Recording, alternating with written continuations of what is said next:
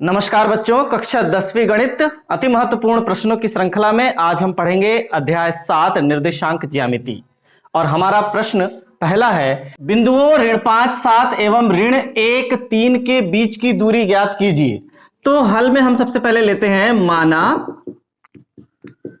माना बिंदु P ऋण 5, 7 एवं Q ऋण 1, 3 है। दो बिंदु ले लिया और इनके बीच की दूरी लेना है। पी क्यू बराबर under root x2 minus x1 पूरे का वर्ग धन y2 माइनस y1 पूरे का वर्ग। इस तरह से हम यहां पर अब मान रख देंगे। x2 के स्थान पर कौन है? ऋण 1, तो रख दीजिए x2 के स्थान पर ऋण 1 है। x1 ये वाला एक ऋण हमने लगा दिया। x1 के स्थान पर कौन है? ऋण 5 है, तो ऋण 5 पूरे का वर्ग धन y2 कितना है? y2 हमारा है 3। बाद वाले y में से पहले वाले y को घटाना है, तो 3 ऋण y1 कितना है? 7 पूरे का वर्ग। तो चलिए अब हम इसे आगे हल कर देते हैं। ये हो जाएगा ऋण 1 और ऋण ऋण 2 बार होने की वजह से धन 5 पूरे का वर्ग धन 3 में से जब 7 घटेगा तो क्या होगा? ऋण 4 पूरे का वर्ग। तो यहां पर पहला पद हमें प्राप्त हो गया 4 का वर्ग, दूसरा पद हो गया ऋण 4 का वर्ग। दोनों को जब हम हल करेंगे तो होगा 4 का वर्ग 16 धन ऋण 4 का वर्ग भी 16, तो करणी 32। करणी 32 के अभाज्य गुणनखंड में हमें क्या प्राप्त हो जाएगा? करणी 2 गुणा 2 गुणा 2 गुणा 2 गुणा 2, तो 2 2 के जोड़े 2 जोड़े बाहर निकल जाएंगे, तो सीधे सीधे हमें प्राप्त हो जाएगा 4 2 दूनी 4 बाहर निकल जाएगा, तो करणी 2। 4 करणी 2 इकाई।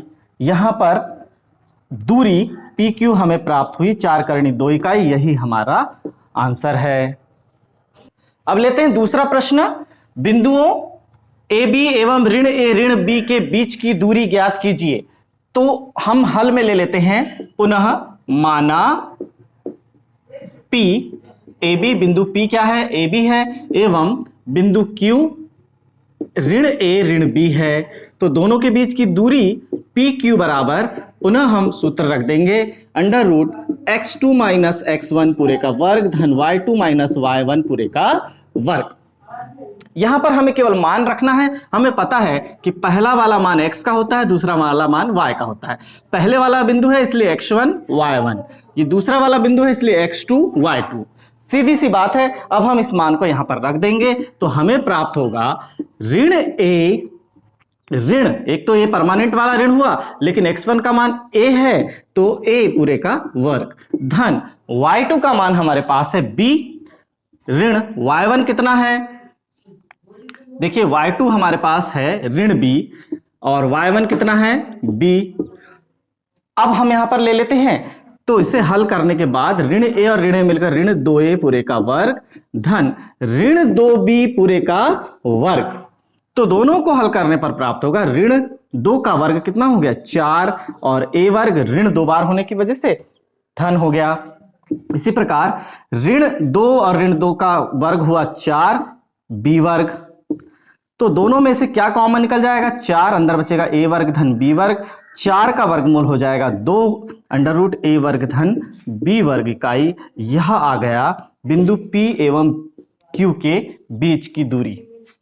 तीसरा प्रश्न, y अक्ष पर एक ऐसा बिंदु ज्ञात कीजिए जो बिंदुओं a 6, 5 एवं b ऋण 4, 3 से समदूरस्थ हो। तो हल में हम लेते हैं माना बिंदु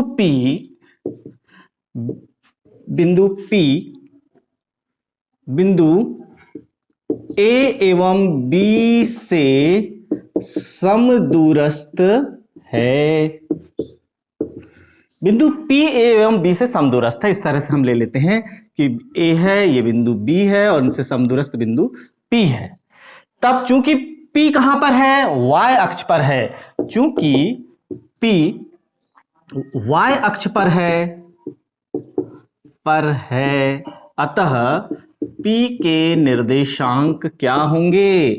y अक्ष पर क्या होता है, x निर्देशांक शून्य होता है, तो 0y हम मान लेते हैं।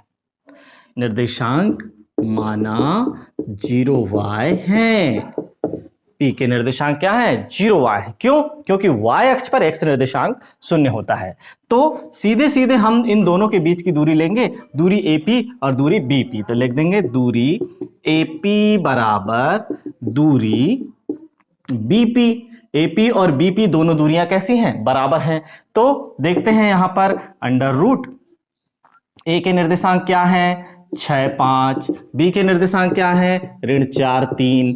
तो देखिए x2 माइनस x1 पूरे का वर्ग, मतलब सीधे सीधे यहां पर देखिए, अब यहां पर x2 की भूमिका कौन निभा रहा है, 0, तो 0 माइनस 6 पूरे का वर्ग धन y माइनस 5 पूरे का वर्ग। ये AP दूरी प्राप्त हो गई। इसी प्रकार BP दूरी क्या हो जाएगी, BP। तो लिखते हैं यहां पर भी, पहले हमने B को लिया है इसलिए अंडर रूट B को x1 y1 और P को x2 y2 के रूप में लेंगे। तो ऋण 4 0 पूरे का वर्ग धन 3 ऋण y पूरे का वर्ग। ये देखिए ऋण 4 ऋण 0 पूरे का वर्ग, 3 ऋण y पूरे का वर्ग। इस तरह से अब दोनों के जब वर्गमूल हट जाएंगे तो हमें क्या प्राप्त होगा, -6 पूरे का स्क्वायर y माइनस 5 पूरे का स्क्वायर इज इक्वल टू -4 पूरे का स्क्वायर प्लस 3 माइनस y पूरे का स्क्वायर। अब जब हम इनको हल करेंगे तो 6 का वर्ग कितना प्राप्त हो गया, 36 धन y का वर्ग धन a वर्ग धन b वर्ग, तो मतलब 25 ऋण 2ab यानी 2 पंचे 10 y बराबर।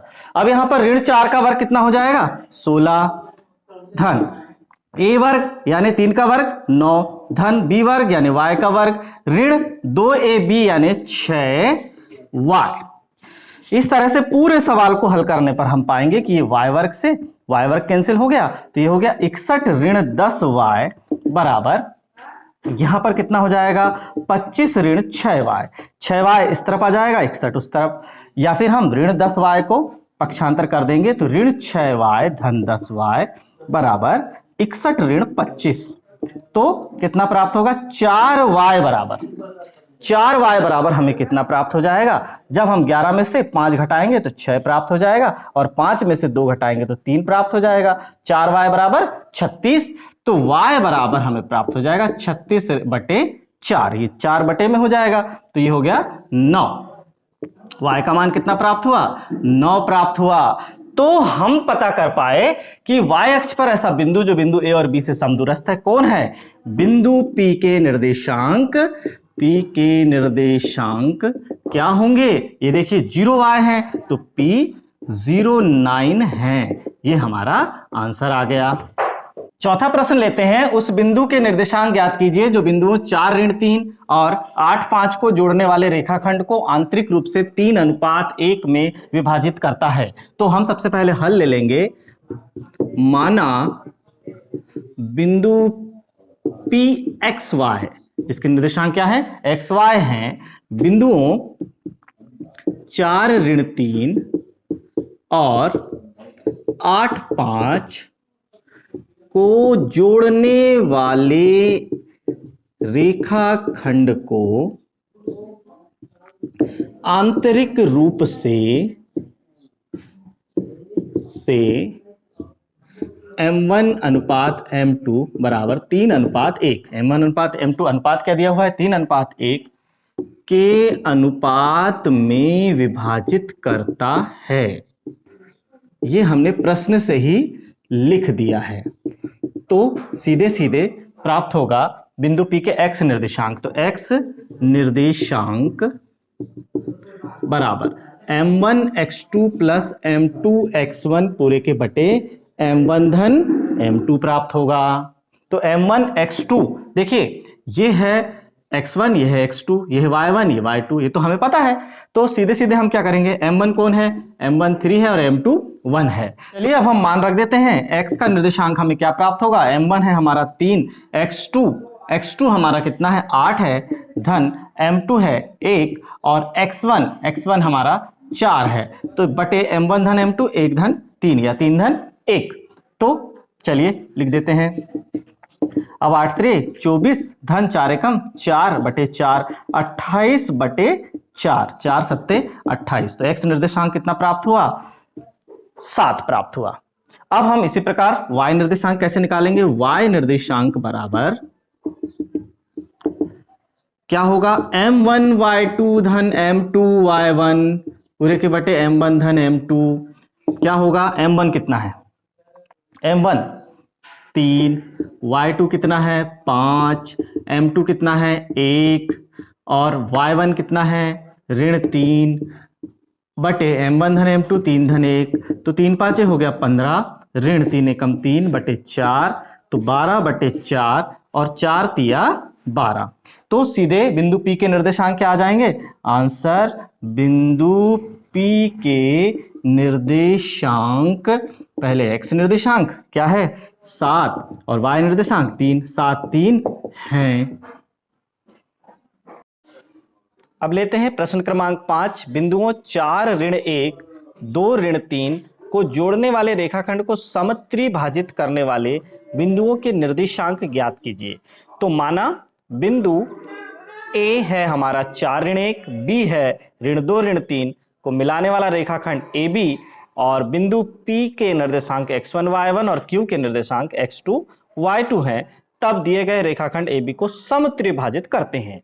तो अब हम समत्रिभाजित कर देंगे, क्योंकि P के लिए क्या है? m1 बराबर 1 है और m2 बराबर 2 है, क्योंकि P की दाईं ओर 2 भाग है। तो हम सीधे सीधे निकाल लेंगे x1 जो कि बिंदु P का x निर्देशांक है। तो m1 x2 धन m2 x1 बटे m1 धन m2, तो हमें प्राप्त हो जाएगा ऋण 2 धन 8 बटे 3, जिसे हल करेंगे तो 6/3 अर्थात 2। x1 का मान हमें प्राप्त हुआ 2। इसी प्रकार हम m1 y2 plus m2 y1 बटे m1 धन m2 सूत्र लगाकर जब y1 निकालेंगे तो प्राप्त होगा, a और b के निर्देशांकों को रखकर हम प्राप्त करेंगे 1 गुणा ऋण 3 धन 2 गुणा 4 बटे 1 धन 2। तो y1 बराबर होगा ऋण 3 ऋण 2 बटे 3 अर्थात ऋण 5/3। तो P के निर्देशांक होंगे 2 ऋण 5/3। इसी प्रकार हम Q के निर्देशांक ज्ञात करेंगे। Q के निर्देशांक भी हमें x2 और y2 के रूप में जो हमने लिया है और उसके लिए m1 बराबर 2 है और m2 बराबर 1 है। तब हम x2 कैसे ज्ञात करेंगे? A और B के निर्देशांकों से सूत्र रखकर 2 गुणा ऋण 2 धन 1 गुणा 4 बटे 2 धन 1, तो अंश में हो जाएगा ऋण 4 धन 4/3 और हमें x2 का निर्देशांक प्राप्त होगा 0।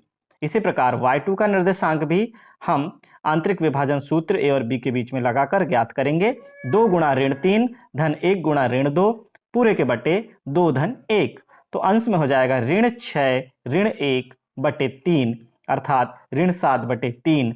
तो बिंदु P के निर्देशांक हमें प्राप्त हुए 2 ऋण 5/3 और बिंदु Q के निर्देशांक हमें प्राप्त हुए 0 ऋण 7/3। चलिए अब लेते हैं प्रश्न क्रमांक 6। यदि Q 01 बिंदु P 5 3 और R x6 से समदूरस्थ है तो x के मान ज्ञात कीजिए। तो दूरियां QR एवं PR भी ज्ञात कीजिए। तो शुरू करते हैं हल। प्रश्नानुसार बिंदु Q बिंदु P एवं R से समदूरस्थ है, हमें पता है। तो समदूरस्थ की स्थिति में जब हम PQ एवं QR ज्ञात करेंगे तो दोनों के अंडर रूट हट जाएंगे। PQ दूरी और QR दूरी आपस में बराबर हो जाएगी। तो हमें प्राप्त होगा 5 ऋण 0 पूरे का वर्ग धन ऋण 3 ऋण 1 पूरे का वर्ग। ये हमें क्या प्राप्त हुआ? PQ। इसी प्रकार QR हम ज्ञात करेंगे x ऋण 0 पूरे का वर्ग धन 6 ऋण 1 पूरे का वर्ग। तो हल करने पर हमें प्राप्त होगा 5 का वर्ग धन ऋण 4 का वर्ग लेफ्ट हैंड साइड में, और राइट हैंड साइड में प्राप्त होगा x वर्ग धन 5 का वर्ग। इसे हल करेंगे तो 25 धन 16 बराबर x वर्ग धन 25। 25 से हम 25 कट कर देंगे तो x वर्ग बराबर होगा 16, x बराबर होगा करणी 16 और x बराबर होगा धन ऋण 4, जहां पर x के दो मान प्राप्त होंगे धन 4 एवं ऋण 4। इन दोनों मानों के आधार पर हम QR एवं PR का मान ज्ञात करेंगे। तो चलिए ज्ञात करते हैं। तब QR होगा अंडर रूट, ये अंडर रूट थोड़ा सा लंबा लगाएंगे, x ऋण 0 पूरे का वर्ग धन 6 ऋण 1 पूरे का वर्ग। चूंकि Q और R के बीच की दूरी है। तो अंडर रूट एक्स वर्ग धन 5 का वर्ग, जिसे हम x का मान धन ऋण 4 रखेंगे तो हमें प्राप्त होगा, चाहे ऋण के लिए भी 16 आएगा और धन के लिए भी 16 आएगा, इसलिए अंडर रूट 16 प्लस 25। तो अंडर रूट 16 और 25 को जब हम जोड़ेंगे तो अंडर रूट 41 प्राप्त हुआ। इसी प्रकार पी आर जब हम ज्ञात करेंगे तो आर एवं पी के बीच की दूरी अंडर रूट एक्स माइनस 5 पूरे का वर्ग धन 6 धन 3 पूरे का वर्ग, तो अंडर रूट एक्स माइनस 5 धन 9 का वर्ग। तो यहां पर x के पी आर के x के स्थान पर धन 4 रखने पर अलग उत्तर प्राप्त होगा और ऋण 4 रखने पर अलग उत्तर प्राप्त होगा। तो जब हम x बराबर 4 रखेंगे तो हमें प्राप्त होगा under root 4 minus 5 plus 81, under root -1 का स्क्वायर प्लस 81, तो अंडर रूट के अंदर हमें प्राप्त होगा 82। जब हम x का मान ऋण 4 रखेंगे तो हमें प्राप्त होगा पी आर बराबर अंडर रूट -4 माइनस 5 पूरे का स्क्वायर प्लस 9 का स्क्वायर। तो पी आर हमें प्राप्त होगा अंडर रूट -9 का स्क्वायर प्लस 9 का स्क्वायर। -9 का स्क्वायर भी 81 होगा और 9 का स्क्वायर भी 81 होगा, तो हमें करणी के अंदर प्राप्त होगा 81 धन 81 बराबर 182। अतः पी आर बराबर अंडर रूट 182। तो अतः हमें आंसर में प्राप्त हुआ क्यू आर बराबर अंडर रूट 41, जबकि पी आर के दो मान under root 82 and 9 under root 2 प्राप्त हुआ। इस तरह से यहां पर यह सवाल समाप्त होता है। धन्यवाद।